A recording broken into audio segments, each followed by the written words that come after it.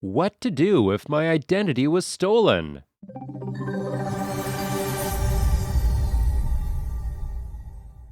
Identity theft is a crime that anyone can face, and it involves breaching someone's privacy by stealing their personal information and using it for illegal purposes. According to the stats of the identity fraud study from Javelin Strategy and Research, around 15 million people in the United States were victims of identity theft in 2021. And the thieves have used the personal information of these individuals, which accumulated $24 billion in losses. These numbers are just half of this disaster because of these identity theft scams in which thieves directly manipulate consumers by contacting them and taking personal information from them. With this, around 27 million people in 2021 were affected, and the losses in these frauds accumulated to $2 billion. However, it is true that being aware or taking some preventative measures can lower the risk of being victimized by identity theft. And no one wants to be a victim. But it can be hard to get rid of this problem because there is a lot of personal information stored by many companies and organizations. So it becomes essential that you know what you have to do when you face such a situation. Well, in case you face identity theft, you must take immediate action to reduce any potential damage. This video is going to cover some important steps that can be taken if your identity is stolen. And we will also discuss how you can check if someone is using your personal information. So stay tuned until the end to find out. But before you learn about important steps that can be taken if your identity is stolen, pay attention to the big red subscription button. As soon as you click it, you will be taken to the wealthy side, the life you deserve, where you'll find hundreds of videos. These videos contain the answers to almost any question you may have. There are also daily updates, so if you want to stay tuned, remember to turn on notifications. Number 10. Change or improve security on your accounts. Well, identity theft is mostly linked with hacked or leaked passwords. Although, if you feel your passwords are not compromised, this is the right time to play safe and secure your accounts. Also, make sure to set strong passwords that include numbers, letters, and symbols, as they are pretty difficult to crack. Many people use the same password for their accounts, that too for a long time, which is not a good approach. You can also put two-factor authentication, which can add another layer of security, like fingerprint verification. Keep in mind, using different and unique passwords can diminish the damage that a criminal can do to one of your accounts. Number 9. Reviewing your credit reports. This might be an effective way to check the irregularities that are in your credit report. So, you must review your credit report from time to catch any problem with your identity. Even if you are a victim of stolen identity or faced credit card fraud, you have to look for accounts that you don't recognize. As the experts also suggest that if you review your credit report regularly, you will see if there is any unusual activity or accounts that have been opened. Well, for credit reports, you have to request a free credit report from the major credit bureaus.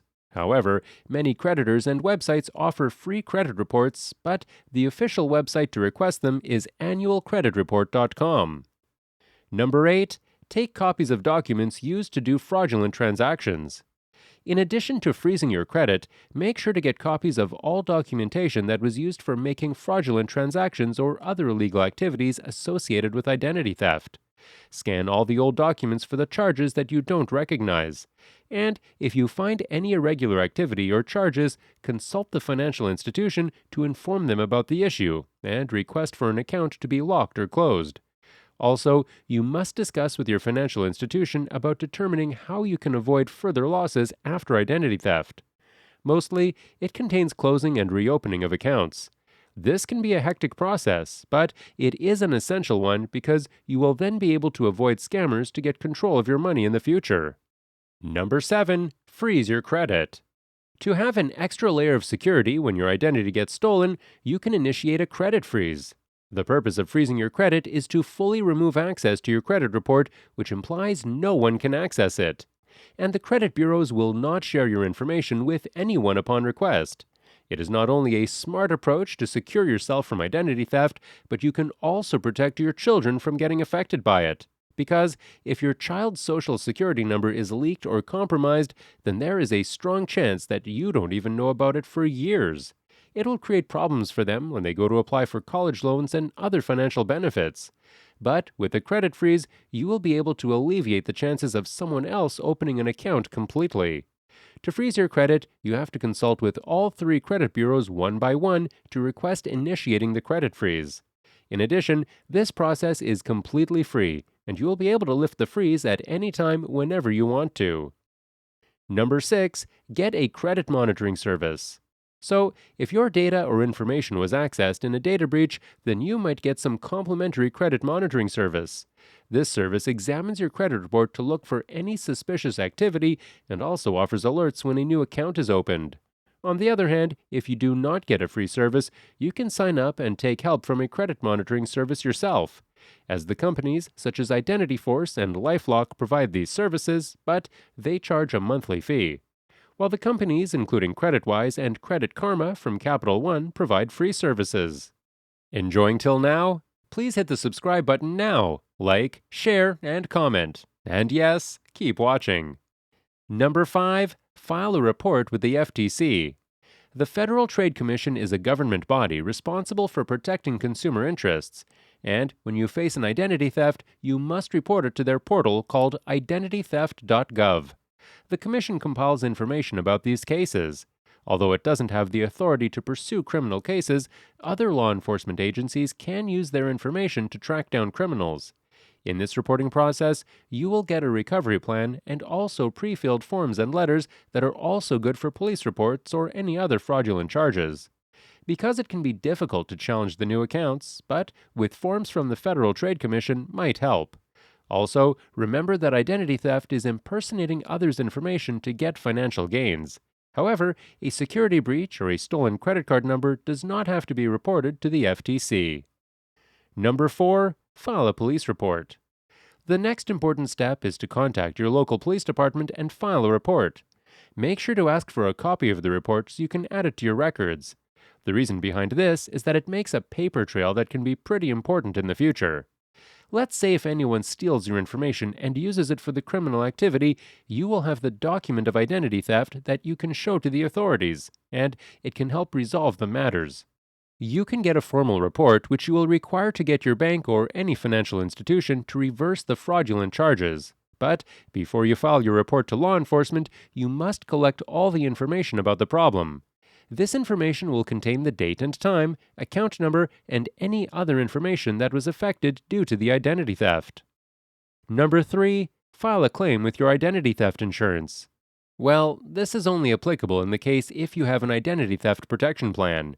Then your insurance provider will give you over a lot of steps that you have to take, which we're going to cover in the video as well. The companies like Sontiq and LifeLock offer identity theft protection plans that can be helpful. However, if you don't have a plan or coverage for identity theft, you can get it through an employer or an insurance provider. Furthermore, some companies provide identity theft protection services as a job advantage, and several insurance providers can roll it into their products. To give you an idea, Chubb, an identity theft management solutions company, provides complimentary services to its policyholders. Number 2, put a fraud alert on your credit reports. Another step that you should take when you face an identity theft, you can follow up with the 3 big credit bureaus.